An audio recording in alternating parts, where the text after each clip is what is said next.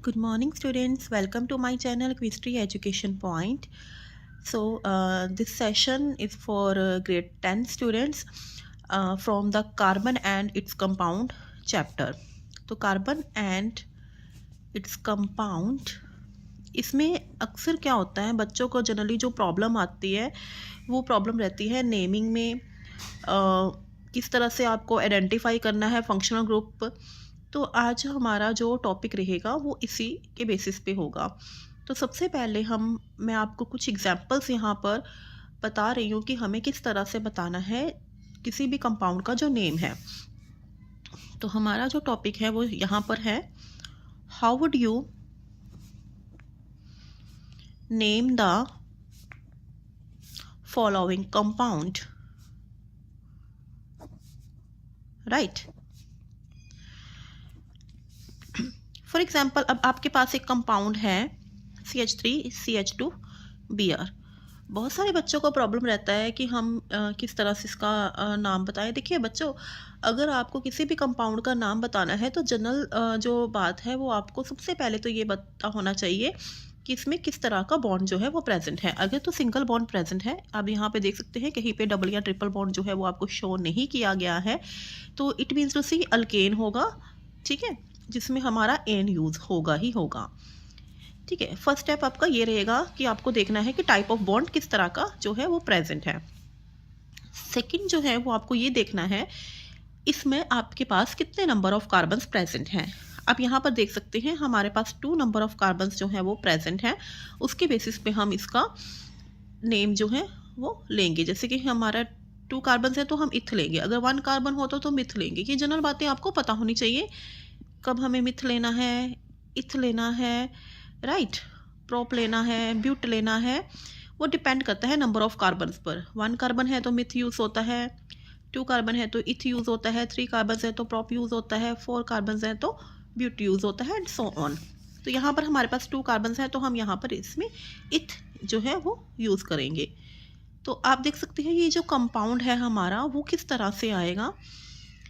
इथ हो गया, सिंगल बॉन्ड है तो एन हो गया, तो यहाँ से कॉमन सेंस हम थोड़ा सा यूज़ करेंगे इथेन। वैसे ये कॉमन सेंस की बात नहीं है, ये हमारा रूल और मेथड होता है।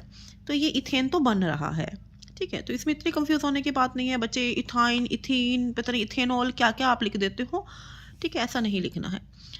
अब आपको देखना है कि इसमें हमारे पास सब्स्टिट्यूएंट जो है वो कौन सा प्रेजेंट है। तो Br ब्रोमो के लिए यूज़ होता है, तो हम यहाँ पर ब्रोमो लेंगे। हमेशा जो सब्स्टिट्यूएंट है वो आगे आता है, तो हम इसमें ऐसे लिखेंगे ब्रोमो प्लस कितनी नंबर ऑफ कार्बन्स हैं, इथ, और कौन सा बॉन्ड प्रेजेंट है, सिंगल, तो एन। तो सिंपल सी बात है, ये हमारा बन जाएगा, हम इसे एक साथ जोड़कर लिख देना है, ये बन जाएगा ब्रोमो इथेन। बहुत ही ज़्यादा सिंपल है। इसी तरह से हम बहुत सारी एग्जाम्पल जो है वो कंसिडर कर सकते हैं। For example CH3, CH2, CH2Cl। आप देखिए Cl मीन्स क्लोरो प्रेजेंट है। फर्स्ट स्टेप जैसे मैंने आपको बताया कि इसमें सिंगल बॉन्ड है तो एन तो आएगा ही।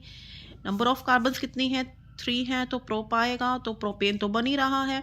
अब उल्टा चलिए, ब्रोमो इथ एन, ठीक है। अभी यहाँ पर क्या है, क्लोरो, तो ये बन जाएगा क्लोरो प्रोपेन, तो ये हो जाएगा हमारा क्लोरो प्रोपेन,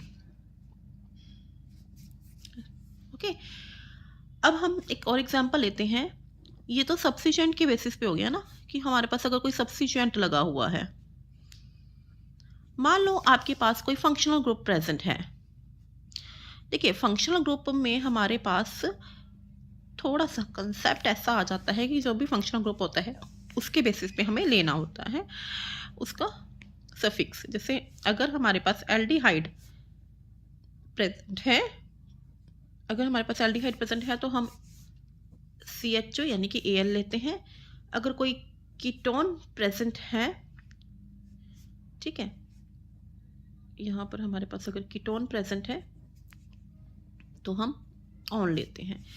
अब कीटोन और एल्डिहाइड में बच्चों को बहुत कंफ्यूजन रहती है, तो मैं आपको थोड़ा सा यहाँ पर ये भी बता देती हूँ कि एल्डिहाइड कब आता है, कीटोन कब आता है। सिंपल बात, आप अगर देखोगे ना, अगर तो आपको ऑक्सीजन यहाँ पर एंड में मिलता है, साइड पे मिलता है, C double bond O centre में नहीं मिलता दो कार्बन के, हमेशा एक टर्मिनल कार्बन पर अगर सी डबल बॉन्ड ओ और साथ में एच मिलता है तो इसका मतलब वो एल्डिहाइड है। ओके, लेकिन अगर आपको यही सी ओ दो कार्बन्स के बीच में मिल रहा है तो इसका मतलब वो कीटोन है।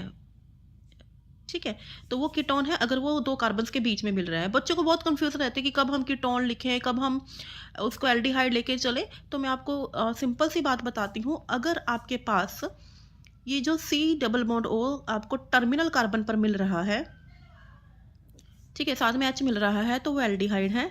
अगर आपको यहाँ पर भी कार्बन मिल रहा है, यहाँ पे भी कार्बन मिल रहा है, साथ में सी डबल बॉन्ड ओ मिल रहा है, तो इसका मतलब वो कीटोन है। ठीक है, अब मैं एग्जांपल देती हूँ जिससे आपको बहुत ज़्यादा ये बात क्लियर हो जाएगी। फॉर एग्जांपल, तो यहाँ पे 1 कार्बन है, तो 1 कार्बन के लिए हम मिथ यूज़ करते हैं। ठीक है, और ये टर्मिनल कार्बन पे मिल रहा है, इसका मतलब ये कीटोन सॉरी एल्डिहाइड है, तो हम Al लेंगे। ठीक है, और सिंगल बॉन्ड है कार्बन का हाइड्रोजन के साथ। देखो कार्बन का डबल बॉन्ड जो ऑक्सीजन के साथ है, तो हम इसका मतलब इसको इन नहीं ले लेंगे। कार्बन का अगर कार्बन के साथ डबल बॉन्ड होता है या ट्रिपल बॉन्ड होता है तो उसके बेसिस पे ही इन या आइन लिया जाता है। अगर कार्बन का ऑक्सीजन के साथ डबल बॉन्ड आ रहा है तो उसको हम इन या आइन कंसिडर नहीं करते हैं। ये बात आपको ध्यान में रखना होगा। अब यहाँ से हमारे पास इसका मतलब कार्बन का हाइड्रोजन के साथ सिंगल बॉन्ड है, यहाँ कोई और कार्बन लगी होती, वेल हम अभी यहाँ पे नहीं कंसिडर कर रहे हैं, तो इसका मतलब ये हमारा एन ही है। ठीक है, तो इस केस में ना आप फर्स्ट स्टेप में ऐसा देखिएगा कि सबसे पहले फंक्शनल ग्रुप कौन सा है। ठीक है, फंक्शनल ग्रुप हमारा कौन सा प्रेजेंट है, तो मुझे लग रहा है कि यहाँ आपको समझ में आ चुका है कि फंक्शनल ग्रुप हमारा एल्डिहाइड प्रेजेंट है, तो हम उसके बेसिस पे Al लेंगे। ठीक है, और सेकंड हम देखेंगे कि इसमें नंबर ऑफ कार्बन्स कितने हैं, तो एक ही कार्बन है तो हम मिथ लेंगे। सेकंड आप वैसे ये देखिएगा कि इसमें हमारे पास बॉन्ड कौन सा है, सिंगल बॉन्ड है तो हम एन लेंगे। ठीक है, तो हम उसको उल्टा चलते हैं ना, तो ये क्या बन रहा है, मिथेनल, ये बन जाएगा मिथेनल। ओके, अब हम मैं कीटोन का एग्जांपल लेके दिखाती हूँ आपको। मान लो ये यहाँ पे आपके पास CH3 CH3। अब आप देख सकते हो कि यहाँ पर कार्बन डबल बॉन्ड ऑक्सीजन दो कार्बन के बीच में आ रहा है, इट मीन्स टू से ये कीटोन है। ठीक है, अगर ये कीटोन है तो हमारे पास हमने चलना कैसे है, पहले फंक्शनल ग्रुप देखिए, फंक्शनल ग्रुप कीटोन है तो ON ही लगेगा। ठीक है, सेकंड आपने देखना है कि सिंगल बॉन्ड है ना कार्बन टू कार्बन के बीच में, कार्बन टू ऑक्सीजन में बीच में नहीं देखना, कार्बन टू कार्बन के बीच देखिएगा, सिंगल बॉन्ड है तो AN आएगा, AN। ठीक है, एन। और अभी कितनी टोटल कार्बन हमारे पास प्रेजेंट है, 3, तो प्रोप आएगा। तो अभी इसको ऐसे चलिए, प्रोपेन। ठीक है, ये वाला ई कैंसिल हो जाता है क्योंकि 2 वाउल्स एक साथ नहीं आते, तो प्रोपेनॉन हो गया। होप सो आपको ये बात क्लियर होगी। ठीक है, थैंक यू फॉर दिस। ये छोटा सा वीडियो था, आपके लिए बहुत ज़्यादा हेल्पफुल रहेगा कि हम किस तरह से आइडेंटिफाई कर सकते हैं किसी फंक्शनल ग्रुप को और किस तरह से हम सब्स्टिट्यूएंट्स को लिख सकते हैं। Thank you so much.